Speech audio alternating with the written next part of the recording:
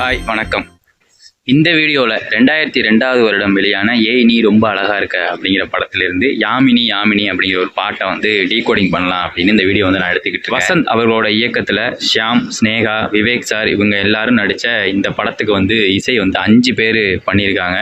அதில் இந்த பாட்டை இந்த யாமினி யாமினி அப்படிங்கிற பாட்டை பண்ணவங்க வந்து அரவிந்த் சங்கர் அப்படின்னு ஒருத்தரா 2 பேரான்னு தெரியல, அரவிந்த் சங்கர் அப்படின்னு தான் அதில் போட்டிருந்துச்சு.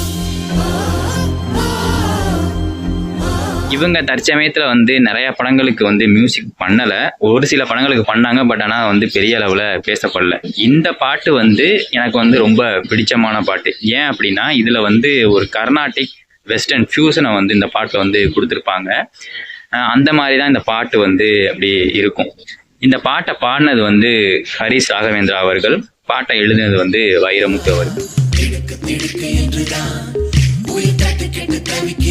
எல்லாரும் உலகத்தில் இருக்க எல்லாரும் ஒரு மூலையில் வந்து காதலிச்சுக்கிட்டு இருக்காங்க. பட் எனக்கு இன்னும் காதலி கிடைக்கல, அந்த காதலியை எங்கேயாவது தேடி நான் கண்டுபிடிக்கணும் அப்படின்னு நினச்சிக்கிட்டு இருக்கிற ஹீரோவுக்கு இடையில வந்து ஒரு பொண்ணு வரா. அந்த பொண்ணு பேர் வந்து யாமினி. அந்த பொண்ணுகிட்ட வந்து ஹீரோ கேட்குறாரு, என்னோட காதலி யாருன்னு உனக்கு தெரியுமா, எல்லாரும் காதலிக்கிறாங்க, எனக்கு யாரு என்னன்னு சொல்லு அப்படிங்கிற மாதிரி ஒரு வரிகளை வந்து வைரமுத்து அவர்கள் வந்து கொடுத்துருப்பாங்க. இந்த பாட்டோட ஸ்டார்டிங் சீன்ல வந்து கோரஸ்ல வந்து பாடுவாங்க. லேடிஸ் ஜென்ட்ஸ் எல்லாருமே சேர்ந்து பாடுற மாதிரி தான் அந்த கோரஸ் வந்து போயிருக்கும். ஓஹோ ஓ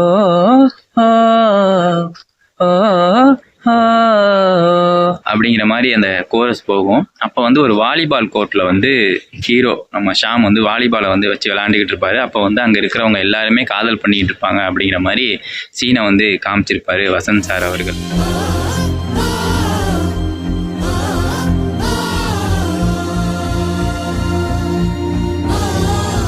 அப்போதான் வந்து அந்த பொண்ணு வந்து அந்த வாலிபாலை வந்து எடுப்பா. அப்போ வந்து அந்த பொண்ணுகிட்ட கேட்குற மாதிரி அந்த பாடல் வந்து ஆரம்பிக்கும்.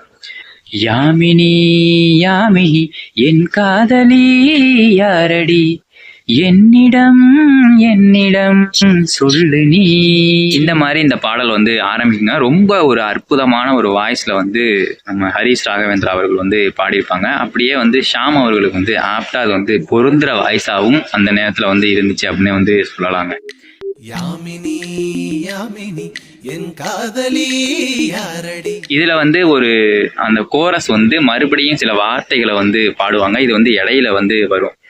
விட்டு விட்டு துடிக்கிறதா, இதயம் சட்டென்று சிலிர்க்கிறதா, தடக்கு தடக்கு என்றுதான் அப்படின்னு சொல்லி ஒரு வார்டு வரும். அதுவுமே வந்து ரொம்ப அற்புதமா இருக்கும்.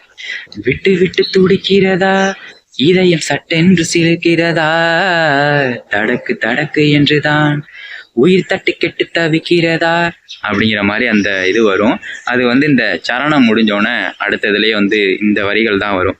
இடையில வந்து இந்த அந்த கோரஸ் வந்து ஓஹோ ஓ அப்படிங்கிற மாதிரி அதை வந்து யூஸ் பண்ணியிருப்பாங்க. ரொம்ப அற்புதமாக இந்த பாட்டு வந்து இருக்குங்க. இந்த பாட்டை பொறுத்த வரைக்கும் அரவிந்த் சங்கர் வந்து மேளம், அந்த மிருதங்கம், நாதஸ்வரம், வீணை அப்படின்னு வெஸ்டர்ன் கிளாசிக்கல் சைடில் நிறைய யூஸ் பண்ணிட்டு கிட்டாரு இந்த மாதிரி சில இதையும் வந்து வெஸ்டர்னில் வந்து யூஸ் பண்ணியிருப்பாரு. ரெண்டையும் மிக்ஸ் பண்ணி ஒரு ஃபியூசனாக வந்து இந்த பாட்டை வந்து கொடுத்துருப்பாரு. இதுலையுமே கிட்டத்தட்ட நிறைய இன்ஸ்ட்ருமெண்ட்ஸ் வந்து யூஸ் பண்ணியிருப்பாங்க. அந்த ரிதம் வந்து செமையாக இருக்குங்க இந்த பாட்டை பொறுத்த வரைக்கும். அதுதான் வந்து இந்த பாட்டுக்கான ப்ளஸ் அப்படின்னே வந்து தேடினேன் தேடினேன் பார்க்கும் இடம் எங்கும் தேடினேன், என்னவள் என்பவள் யார், என்னவள் என்பவள் யார், தேடினேன் பார்க்கும் இடம் எங்கும் தேடினேன், என்னவள் என்பவள். வழிகளை வந்து சொல்லக்கூடிய ஒரு வரிகள் அப்படிங்கிற மாதிரி சொல்லலாம். தனக்கு ஒரு காதலி இல்லை அப்படிங்கிற ஒரு வழியை வந்து சொல்லக்கூடிய வரி மாதிரி தான் வைரமுத்து அவர்கள் வந்து இந்த வரியை வந்து எழுதியிருப்பாங்க. இந்த மாதிரி தான் அந்த பாட்டு போகும். அடுத்ததா பல்லவி முடிஞ்சிருச்சு. பல்லவி முடிஞ்சு சரணத்துக்கு வந்து போகிறாங்க. முதல் சரணத்துக்கு போகிறதுக்கு முன்னாடி வந்து ஒரு மியூசிக் வந்து போட்டிருப்பாங்க. இந்த பாட்டோட அந்த டியூனையே அந்த ரிதத்தையே வந்து வீணையில் வந்து சொல்லியிருப்பாங்க. அப்போ வந்து வாலிபால் கோர்ட்டில் வாலிபால் விளையாடுற மாதிரி ஒரு சீன் வந்து இருக்கும். அந்த இதுவே வந்து ரொம்ப நல்லாவே இருக்கும் அப்படின்னு வந்து சொல்லலாம். என்னை கொல்ல காத்திருக்கும் பேரரசி யாரது, என்னை வெல்லும் கப்பல் காட்டு கொள்ளக்காரி யாரது, நுரையீரல் பக்கத்துல 100 கிலோ கல்ல கட்டி ஊஞ்சலாட்ட போகிறவள் யாரது, இப்படிதாங்க அந்த சரணத்தோட முதல் வரி இருக்கும். ரொம்ப அற்புதமான ஒரு வரியா வந்து இருக்கும். அந்த நேரத்தில் நம்ம சன் மியூசிக்கில் இந்த பாடல்கள்லாம் போடுவாங்க, நம்ம கேட்டிருப்போம். பட் வந்து பெரிய அளவில் இந்த பாடல்லாம் வந்து பேசப்படலை அப்படிங்கிறது வந்து ரொம்ப வருத்தமான ஒரு விஷயமா வந்து நான் பார்க்குறேன்.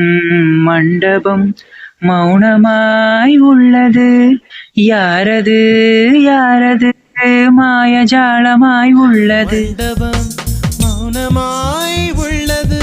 அமேசிங்காக இருக்குங்க, அவ்வளோ அற்புதமாக இருக்கும். அந்த சரணம், அந்த பல்லவி, இது எல்லாமே வந்து அப்படி தான் இருக்கும். அந்த பாட்டை கேட்க கேட்க ஆசையாக இருக்கும். இப்போ அந்த பாடல் வந்து பெருசாக யாரும் கேட்கறது இல்லை, கேட்க மாட்டாங்க அப்படின்னு தான் நினைக்கிறேன். ஒரு ஞாபகம் ஊட்டும் வகையில் வந்து நான் இந்த பாட்டை வந்து நான் இப்போ எடுத்து அதை பற்றி பேசி நீங்கள் அந்த பாட்டை கேளுங்க அப்படிங்கிறதுக்கு தான் இந்த வீடியோ. ரொம்ப அற்புதமான வந்து சரணத்தோட இரண்டாவது வரி, நெஞ்சில் எந்த நெஞ்சில் போர்க்கப்பல் வேகமாக மோதுதே அப்படிங்கிற மாதிரி அந்த வரிகள் வந்து இந்த மாதிரி வரிகளை போட்டு ஒரு அற்புதமான செகண்ட் சரணத்தை வந்து கொடுத்திருப்பாரு.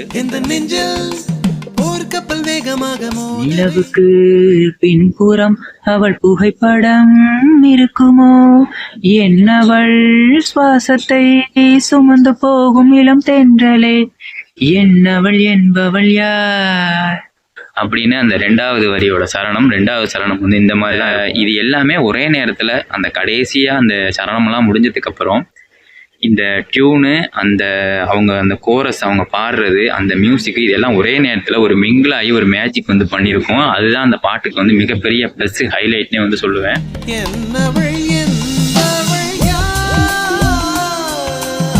கடைசியாக வந்து யாமினி யாமினி என் காதலி யாரடி என்னிடம் சொல்லடி அப்படின்னு சொல்லி அந்த பாட்டு வந்து முடிஞ்சிடும். ரொம்ப அற்புதமான பாட்டு, ஒரு அண்டர் ரேட்டட் பாட்டு அப்படின்னே வந்து சொல்லலாங்க. நல்ல பாட்டை வந்து மக்கள் வந்து அங்கீகரிக்கல அப்படின்னு தான் நினைக்கிறேன். ஏன்னா இது வந்து ஒரு பெரிய பட்ஜெட் படம் இல்லை, பெரிய நடிகரோட படம் இல்லை. அப்போ வந்து ஷியாம் வந்து ஒரு 2 படமோ என்னமோ தான் நடிச்சிருக்காரு அப்படிங்கிற ஒரு சூழ்நிலையில் உள்ள ஒரு படம். ஷியாம் படங்கள்லேயே வந்து பாடல்கள்லாம் ஓரளவுக்கு நல்லாவே இருக்கும் அப்படின்னு சொல்லலாம். இயற்கையாக இருக்கட்டும், அந்த 12B இருக்கட்டும், இந்த படமாக இருக்கட்டும், மேக்சிமம் ஷியாம் படங்களில் உள்ள பாடல்கள் அனைத்துமே வந்து ஒரு நல்ல ஒரு வாய்ப்போ ஒரு வருகையோ இல்லை அப்படிங்கிறது வந்து தமிழ் சினிமாவோட சாபக்கேடு அப்படின்னு தான் சொல்லுவேன். அவரெல்லாம் ஒரு நல்ல நடிகர் தான், பட் ஆனால் வந்து அவருக்கு எந்த விதமான ஒரு இதுவும் கிடைக்க மாட்டேங்குது அப்படிங்கிற மாதிரி. அவ்வளோதாங்க. இந்த வீடியோ வந்து பிடிச்சிருந்துச்சு அப்படின்னா லைக் பண்ணுங்கள், ஷேர் பண்ணுங்கள், சப்ஸ்கிரைப் பண்ணுங்கள். Thank you so much. தேங்க்யூ, நன்றி.